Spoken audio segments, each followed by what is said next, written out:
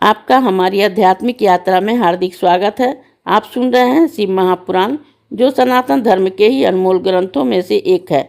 इस श्रृंखला में हम आपके लिए ही इस दिव्य ग्रंथ के प्रत्येक अध्याय का शाश्वत पाठ प्रस्तुत करेंगे। आइए इस ज्ञान और धर्म की ही यात्रा को आरंभ करें। भगवान महादेव की महिमा और उपदेश से ही सजी इस पावन कथा के साथ ही ओम नमः शिवाय। 18वां अध्याय ओंकारेश्वर महापुरुष। ऋषियों ने कहा कि हे महाभाग सुनती, आपने जो यह महाकाल नामक शिव के तीसरे ज्योतिर्लिंग की कथा सुनी, उसके लिए हम आपके बड़े ही कृतज्ञ हैं। अब आप कृपा कर हमें समस्त पापों के ही नाशक ओंकार शिव के चौथे ज्योतिर्लिंग की कथा सुनाने की कृपा करें कीजिए। सूत जी बोले कि हे ब्रह्मो, किस प्रकार से परम भक्तिमान नारद जी ने गोकर्ण तीर्थ में जाकर वहां उस गोकर्ण नामक शिव की बड़ी पूजा की तथा और पुनः ही विंध्याचल पर्वत पर जाकर वहां भी उन्होंने बड़े मान पूर्वक ही शिव जी का पूजन किया। तब विंध्य पर्वत को भी यह अहंकार हो गया कि मुझ में सब कुछ है और किसी प्रकार की न्यूनता नहीं है। इससे वह अहंकार नाशक नारद जी के समक्ष जाकर खड़ा हो गया। मनुष्य रूप में ही अपनी अहम मान्यता प्रकट की। तब उसके ऐसे भाव को देखकर ही नारद ने कहा कि हाँ, तुम अवश्य ही सर्वगुण आगर हो, परंतु सुमेरु पर्वत सबसे ऊंचा है तथा उसका देवताओं में विभाग है और वहां तुम्हारी कोई गिनती नहीं है। यह कहकर नारद जी ने वहां से चले गए। परंतु विंध्याचल अपने मन में ही ऐसा दुखी हुआ कि मेरा जीवन आदि धिक्कार है, इसलिए मैं विंध्येश्वर शिव की आराधना कर तप करूंगा। ऐसा अपने मन में विचार कर ही शंकर जी के शरणागत को बड़े प्रेम से ओंकार नामक शिव का ही पार्थिव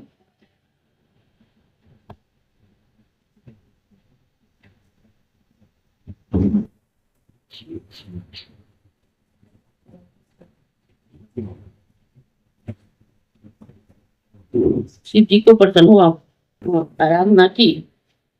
तब विंध्य के इस प्रकार से तप को देखकर शिव जी प्रसन्न हो वहां प्रकट हो उससे बोले कि हे विंध्य, मैं तुझ पर प्रसन्न हूँ, वर मांग।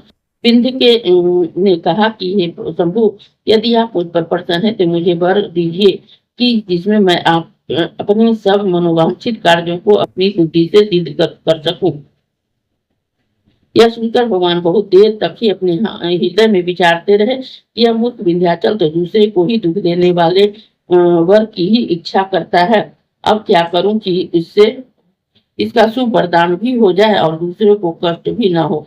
ऐसा विचार कर शंभु ने तथास्तु कहकर अपनी वहां से स्थिति और संपूर्ण देवताओं तथा ऋषियों से वहां उपस्थित होकर उसकी पूजा कर यह प्रार्थना की कि आप यही स्थित हो गए, फिर तो भक्तवत्सल शिव जी संसार के सुख के लिए ही वहां उसी प्रकार ओंकार और प्रणव इन दो नामों से सर्वदा के लिए स्थिर हो गए। ये ब्रह्मो, तभी से पार्थिव में ही प्रकट हुए परमेश्वर इन दो नामों से ही वहां प्रसिद्ध हुए हैं। और यह दोनों ज्योतिर्लिंग भक्तों के अभीष्टदायक तथा भुक्ति मुक्तिदायक पश्चात सब देवताओं और ऋषियों में बड़े ही प्रेम से उसकी पूजा कर अनेकों वरदान पाए और वे सभी अपने स्थान को चले गए। विंध्य पर्वत ने भी अपने कार्य को साधा और दुख का त्याग किया। जो यहाँ पर जाकर शिव जी का पूजा करता है वह आवागमन के उसे मुक्त हो जाता है, इसमें कुछ भी संदेह नहीं है। इस प्रकार से ओंकारेश्वर का ही महत्व मैंने तुमसे कहा है। इसके आगे केदार नामक शिव के श्रेष्ठ लिंग का ही वर्णन करता हूँ, ध्यान देकर सुनो। इस अध्याय के श्रवण हेतु आपका हृदय से धन्यवाद।